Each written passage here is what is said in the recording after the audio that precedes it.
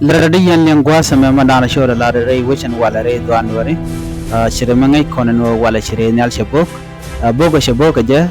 kape kadana shala do shalat wachan wer shakana kanwer yemoy kabot ano gor jeno bajan wakaye re ler kana me biya ler shop kongwan biya kalin kata danan shi doran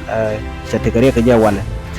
menyam chala do shanwer dangwan chakanak re kur dana shi tuɔɔk shi korba ko bokana na kare nyala kumukir me yadi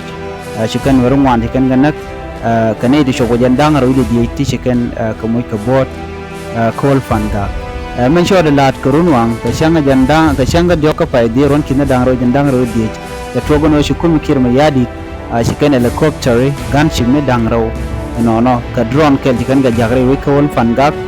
chicken wada chicken target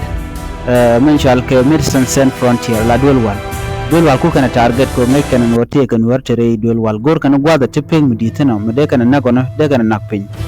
ko men chigana ya pin kana ko la jango bi kon tu ke buga konak so no kon ko rodan bu kula shoron tam ko shi kon bune no kan amela jangan tam ka ted kel ki ko dor shugriyan marke jama wo ba kon woch ni mon gwada mene men chigana lat amerik mudit target den kele o bikan wer bikan connect shirme shi kon ngaje no temi kana do te ka hostile ka non hostile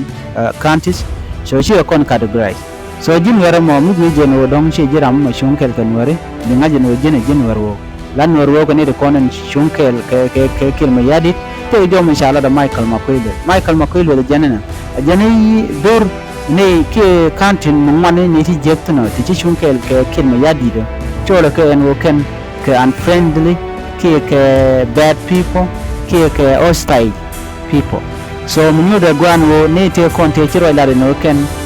e me shala da Dr. Lumoro re which ka juba cholen were no te gan were je gan were go no kani me chala tokde ko mon wan ne ti je are dwara mo bayi cholen no yendi alki yene ti je so telem bi claim no mun sha kant ni ko sha ka categorize no ka ti je mon wan ne ti je ngwado mo ni jeno yene diala to yene jigan tere dwar mo ci Michael Makoyle te kula do ne ajen yene tin kon tin chung ke kume jani ke kuma da kon jang ajen no wojoro du re nware ko shine yebi ni cire nyal ce yebi ni mo ne nwaru ne ka bokke wone ka nak no ere ra de shela do ajen ngora kan nware kan nak ya ajen ngoda go ka mun na kan nware so man biya kulin yin were wona na gore je en wode ne rodan mat konne kondial kantis ne kondial kene gwa tun wote tun kon wer cha da kan wan ano de ko dan mat kondial ala kiri jime me naga ne kon te kon bepel ano telem bi kana fel ala jang de ko la ro jang kan wer wan kon te kel ge kon target te me sha chunen me shang e nasir antama e fan e wol fan gag run bala kanti do dien re dwan were ba kondial tuk e jang so kujamo de ne bene dikin konti lat korodian be kon chonkel kede kon diala kontin non ko kon tinna ko kon be kon ka kwikel ka dokel so ko kujamo an wale min ci ro lat chane ngon cha kanak tani de jandang ro dieti shamu ka bot ta kuma ke ma yadi re we call fanga ti dano ne na nuer te kon te ci barare wiki jubangu let kana mo an wale ken ci kan mi ci ro lat ci kana condemn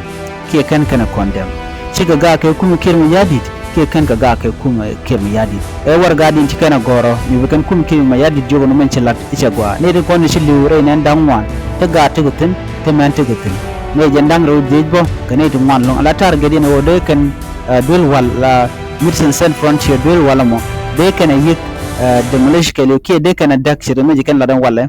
ci kana dak aduno chine charging no bot mon ko dana shalat ke je bor kan ode ka peng di de kana nak re wich call fanga cirgamen ngai kona ai kan ji wala yalla kan obi ga kon tuk ajen e madan tikitin so de kon kul tenyo na kan wara kon entere ke jubba ngum bi kana lat ke ngum bi kana tik kum kirmi yadi lo bi ka bet wala bi kana condemn ko medan chana na kan nasr kan ka waj duno ga ku Dr. Lumoro me chala no te ga kantis nti je kantis nti gore nuere chuga ben rar ka pengudi ka gor kan war ganen go de Dr. Lumoro de je woch re kwar kada namo ngum nyoda big bra wal chicken bra no modera kel so lere jok yene kondla nuer wew chala do wojoro du re nuere meti re nuere wo rodo borun chicken ma yadi jen che dibingi kan wara kel kanen kondla mesi nyana karar tin kwa nuer le wala jor kini kon kut kan nueri ka nueri tin chung kel ka jang tin nak nueri so mon bialing jene rumi wel Thok ename kan nueri bala yen jene tin kon chung kel ke kem yadi anyok yene kon lan nueri gor jen wo biya gwante arun biya janga jen nuer wala jang wala tet wala murle wala anyak gor jen wo biya ka ngach kan to talk. This is the time things should change. Otherwise Duran babad ba mutalot Duran babad ba mutalot mu ete kon te ka mat ko dan ling gona kon dian ban mo kon te ka mat yes de kon man dia ka dan lat ka kon de kon bang ka mu joy kon jok so ma chodo la den wala rewi ka fan gak just wan mi dir long kan nuer dial mi mon nuerin kon tin chung kan nuer shi nuer dial kon tin just a jin war bang ka chung ke yadi so da nuer kon tin dia ni siang ka tin nuer ka ni kon la den wo jalla ka kon dia